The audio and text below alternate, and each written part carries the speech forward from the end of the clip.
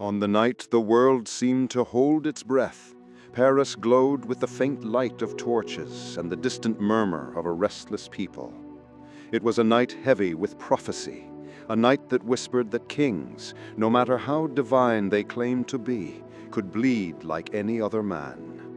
And somewhere in the thick, smoky air of the city, a spark was forming, a spark that would burn down the old world and reshape history forever. People did not yet know it, but the day the kings fell was near, and nothing, not even centuries of royal power, would survive what was coming. For generations, France had been a kingdom of dazzling splendor and unbearable suffering. In the royal court of Versailles, the ceilings glittered with gold, the fountains sang through manicured gardens, and silk rustled like wind through the forest. But outside those gilded walls lay another France, one of empty fields, hunger, and weary souls bent under the weight of endless taxes. It had not always been this unbalanced, but by the time King Louis XVI sat upon the throne, the kingdom was a cracked mirror, beautiful from afar, but broken up close. The nobles lived in privilege born from ancient bloodlines. The clergy stood wrapped in authority that came from heaven. And the people, the millions who worked and sweated and starved, were told this was simply the order of the world. But worlds, like storms, begin with pressure building slowly and silently. In France, the pressure came from the soil itself. Harvests had failed again and again. Bread, the food that carried the poor through life, became priceless. A single loaf could cost more than a family earned in many days. Mothers hid their hunger so their children might eat. Men searched for work that did not exist. And everyone, regardless of age or strength, felt something tightening around them. A rope, a fist, fate itself. Still, for a long time, nothing happened. Suffering had become normal. The people had always struggled. The nobles had always prospered. The king had always ruled. But even the quietest people have a breaking point, and France was inching toward hers. Beneath the surface, whispers grew. Angry whispers, curious whispers, hopeful whispers. Not yet loud enough to shake a throne, but enough to keep people awake at night. Meanwhile, the king, Louis XVI, was not a cruel man by nature. He was soft-spoken, gentle, even shy, a man better suited to a library than a throne. But the crown he wore was heavy, and the world around him was changing far too fast. Across the ocean, in the distant colonies of North America, ordinary men had risen against a mighty empire and won. They spoke of liberty and equality and rights that came not from kings, but from God and reason. These ideas drifted across the Atlantic like seeds on the wind, landing in the hearts of French men and women who had always believed power flowed downward, never upward. The ideas grew. They found hosts in salons, the elegant living rooms where thinkers debated the nature of humanity, destiny, and justice. Philosophers like Voltaire and Rousseau did not wield swords, but their words cut deeply. They wrote of tyranny, of inequality, of the absurdity of a world where a man could be born superior simply because of the name he carried. Their books were read in secret, under candlelight, by those who hungered not only for bread, but for change. By the time the 1800s neared, France was drowning in debt. Wars fought to maintain glory and influence had drained the royal treasury. The king did not know how to fix the crisis. His advisors argued endlessly, each blaming someone else. The nobles refused to give up their privileges, the clergy guarded its wealth, and the poor, well, who cared what the poor thought? They had no voice in the system, or so the elites believed. But history has a way of punishing arrogance. One winter, colder than memory could recall, frost gripped the land. Rivers froze, pathways turned to glass.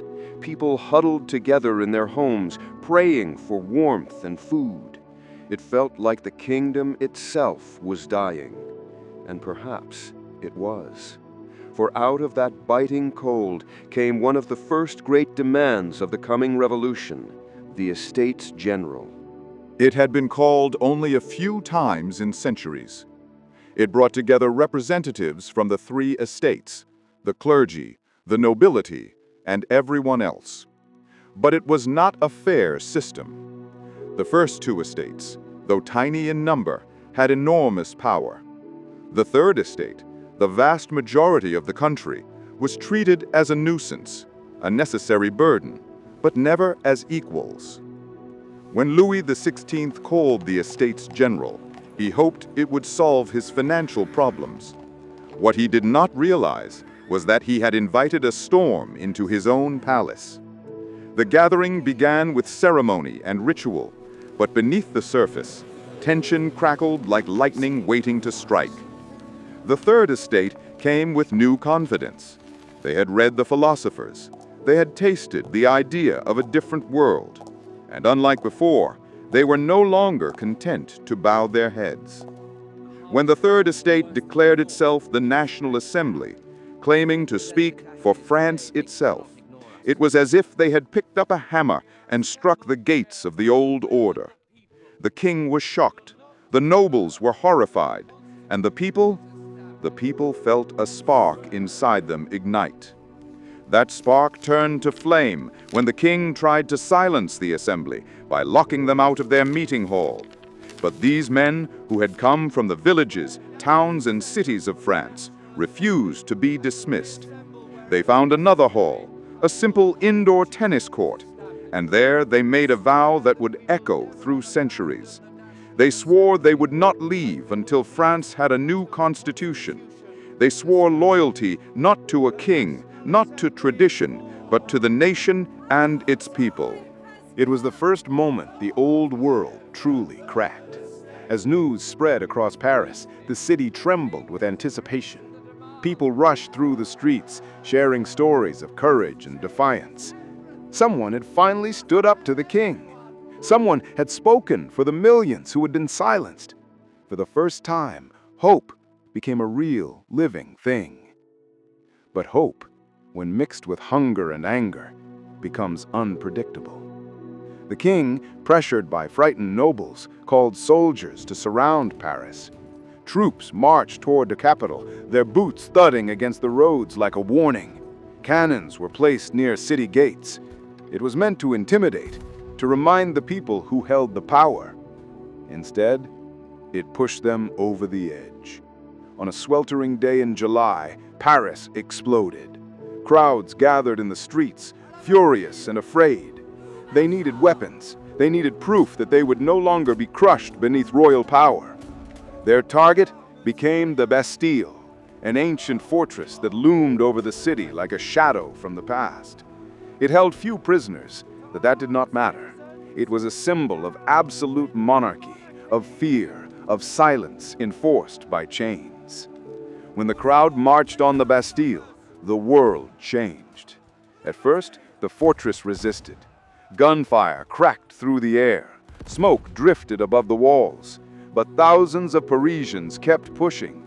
They climbed the battlements, broke down doors, fought through the courtyard. And when the Bastille finally fell, the sound that rose from the people was like thunder, a roar of triumph, relief, and fury all at once. They carried the governor's head through the streets. They tore apart the stones of the fortress, and across France, as word spread, people realized something astonishing. The king was no longer untouchable. Louis XVI did not know what to do. He wavered between action and hesitation, between belief in divine right and fear of his own people. His wife, Marie Antoinette, blamed by many for extravagance, rumors, and foreign influence, urged him to be strong, to crush the uprising. But the king was no warrior. He was a man caught in a world collapsing beneath his feet. Meanwhile, the revolution grew. Villages across France revolted against local lords. Farmers burned documents that declared them peasants for life. Taxes were refused. Prisons were opened. Old symbols of royal power were destroyed with a passion that bordered on madness. It was as if centuries of suffering had been compressed into a single heartbeat and released all at once. The National Assembly, now empowered by the people, began dismantling the old order. They abolished feudal rights. They declared all men equal under the law. They wrote the Declaration of the Rights of Man, a bold, beautiful, dangerous text that proclaimed liberty, equality, and fraternity as the birthright of every human being. It was a dream written on paper, a dream that would inspire nations for centuries. But dreams, when born from blood and fire, come with shadows. The more the revolution rose, the more the king fell. He was no longer the father of the nation, but a symbol of everything the people hated.